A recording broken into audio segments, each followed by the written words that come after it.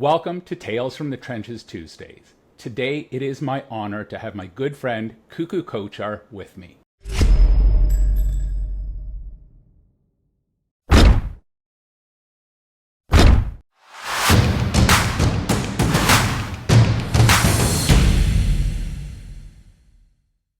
Just a little bit about Cuckoo. He's the president and founder of Phoenix Homes.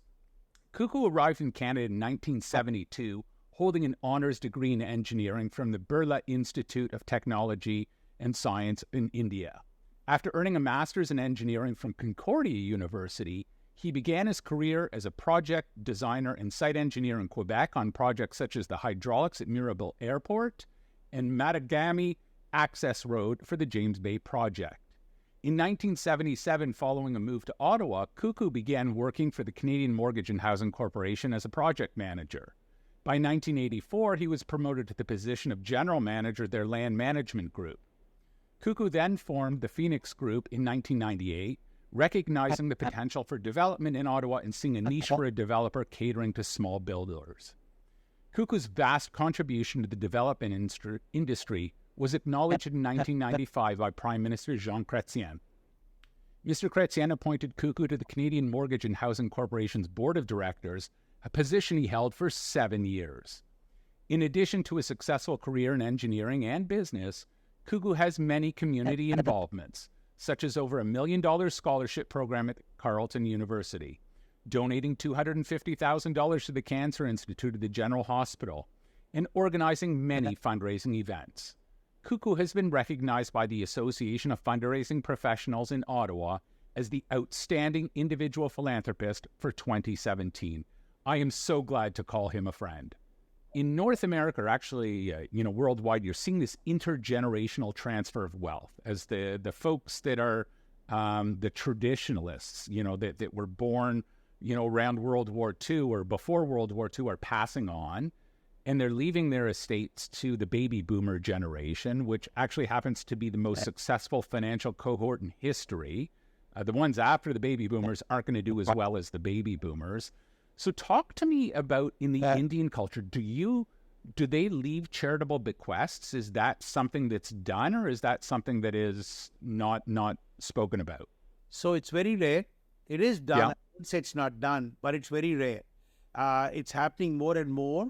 Especially the ones in the upper 5%, the wealthy people. They want to do this in their lifetime more. Right. They want to do it after they're gone. But the more and more it's happening now, especially the very wealthy people are leaving behind for certain non-profit entities that are operating there. And in fact, the children are happy about it, because it's a burden on them otherwise. That my father, when he was alive, used to do this. Now I'm inheriting all of that. I have to continue doing it as well. But if the wealthy people leave this bequest, if you like, to these nonprofit, then it's a burden off them, and they see, okay, so I'm sort of sharing inheritance with these, whether it's a university or a hospital or charities or whatever. So it's happening now more often than it did before. And well, it's interesting you talk about it in the way that the kids would feel it as their obligation to continue what their parents did, right? That is certainly not a North American phenomenon. They might consider it, but, each generation kind of, as they say, rows its own boat. Yeah. So, if they may choose to, or they may say, hey, that was my dad's thing. My thing is something totally different. So it's an interesting, even how you think about it and how you frame it. It's based on honoring your parents' wishes, which I think is so ingrained in what they do. It's absolutely right. And they've learned and they've seen it with their own eyes, what their parents have done, how they have given in charity, donations, whatever. And they learn that this is part of our culture, part of our family value, if you like, and they would continue if the parents go without, doing any permanent bequest, if you like, to these charities. So it's definitely, I'm seeing it more and more and more, especially the people of the Eastern cultures that are living in the Western world are learning more and more. As you know, a lot of the Western people are doing it anyway. They've been doing it for years now.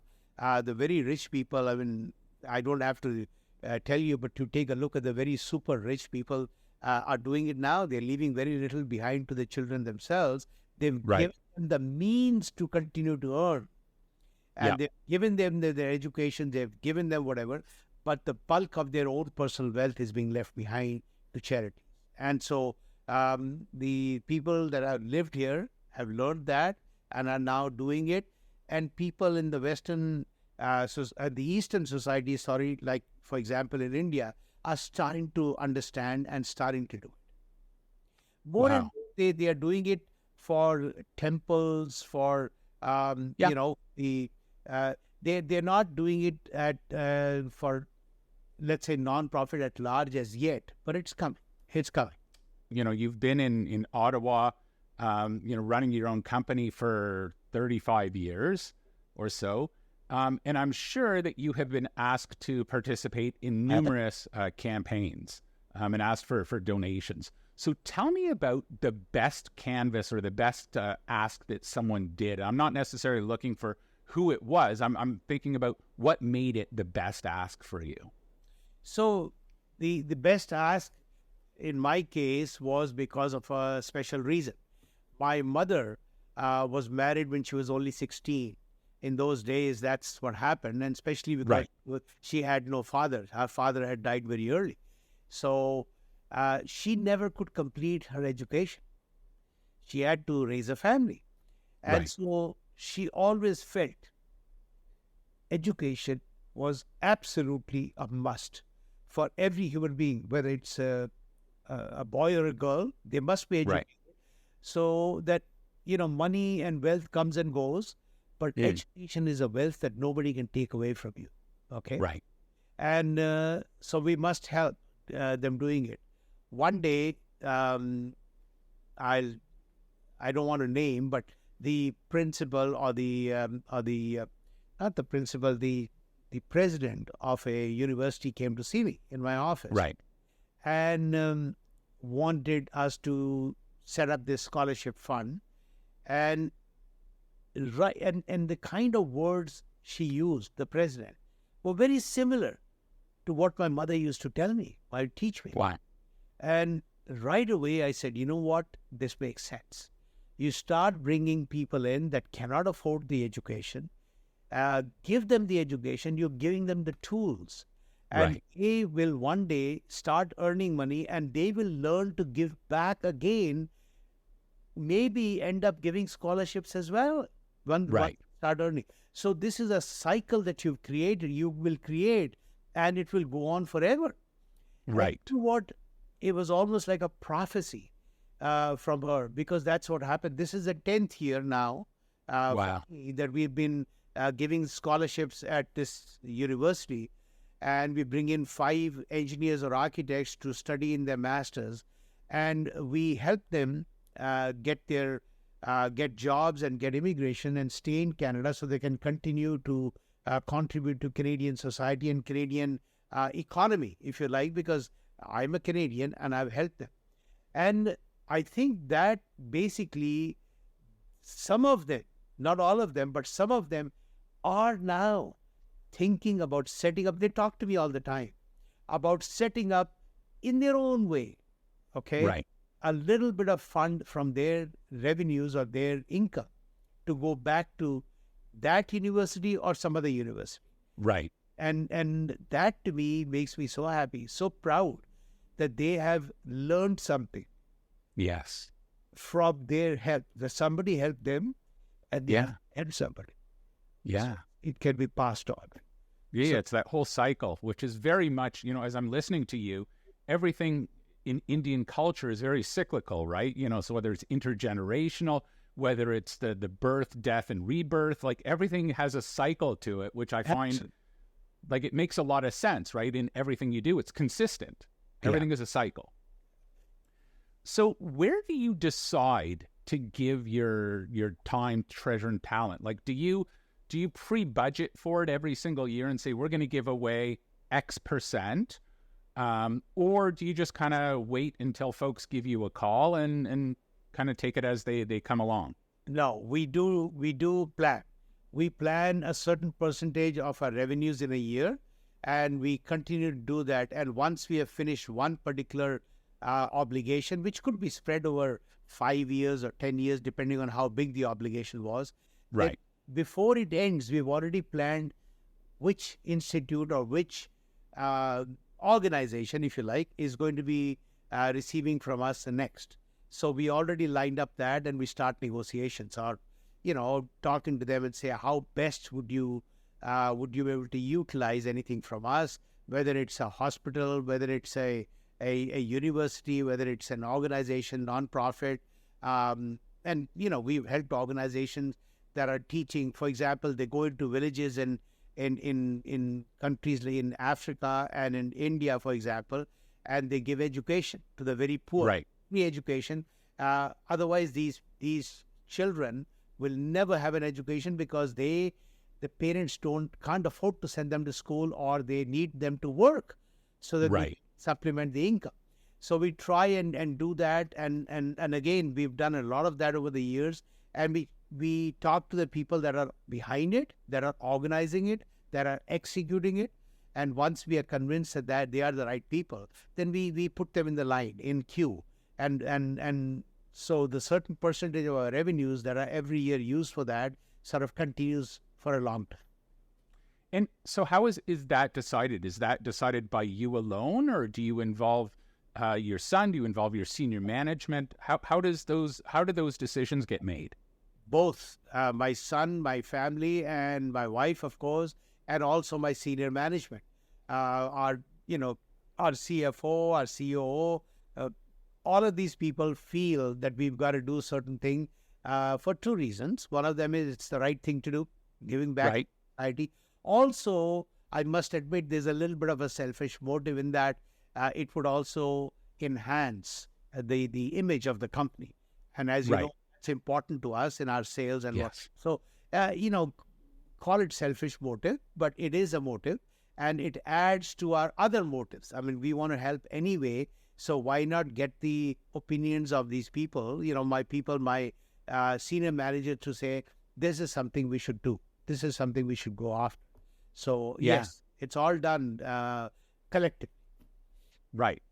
So let me flip the coin for a second. So you spoke about kind of the best, or the qualities that happen on the best ask that you were on. I'm sure that there's been people that come to you and ask you for a gift, and afterwards you're like, oh my gosh, what did I meet with that person for? That was a nightmare. It happens, not as often, because we have a filtration system in the yes out.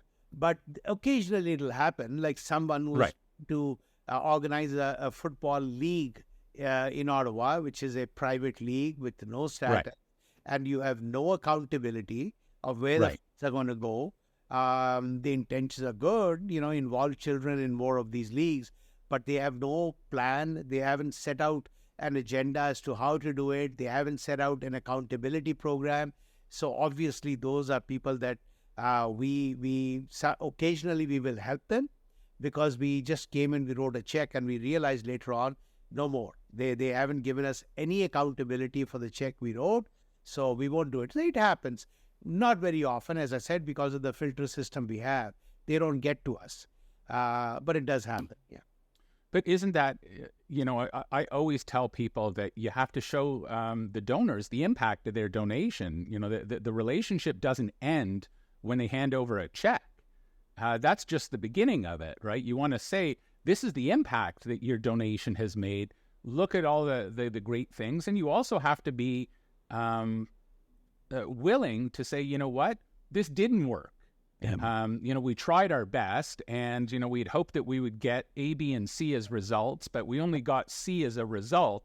But we still think it's a good program, or we're going to change it up and we're not going to do that program. But whatever, it's that looping back and keeping the donors involved so that they feel that it's a good use of their investment, right? I would agree 100%, Jack, but it doesn't always happen. That's what's my point. I think that's exactly what you just said. You nailed it. The donors have to get that feedback and accountability ability, and so that they continue, helping that organization. You're right, and that a lot of people that are raising capital from through donation don't get it. They don't understand, Right. like you pointed out. So that's why you're successful. You've been able to do that and give us no. But I'm telling you the truth. You Right. can actually. We feel that what we have done is the right thing to do, and you continue to give us that feedback. Right. Right. No question. Wow. Well, Cuckoo, this has been an absolutely amazing discussion. Every time I chat with you, I always find it so relaxed and so easy. Even when I was asking you for financial support, if the meeting was an hour long, the ask for financial support was about 17 seconds. The rest of it, we were just catching up on whatever, your latest trip to India, or I know that you went to Israel, or, in Florida, whatever the case may be. So I really thank you for helping out with this initiative. You're welcome, Jack, and I welcome any in the future. If you want to talk to me at any time, you're welcome in my office. And you continue to do the great work for humanity you're doing. I mean, I really appreciate your work, your efforts to raise the idea of philanthropy in our society. This is so important to all of us, and of course to people that are less privileged than us. Yeah. We have to continue to have the services of someone like you. So thank you so much for doing it. Well, thank you, Cuckoo. Hi, folks. Don't forget to hit the subscribe button right here.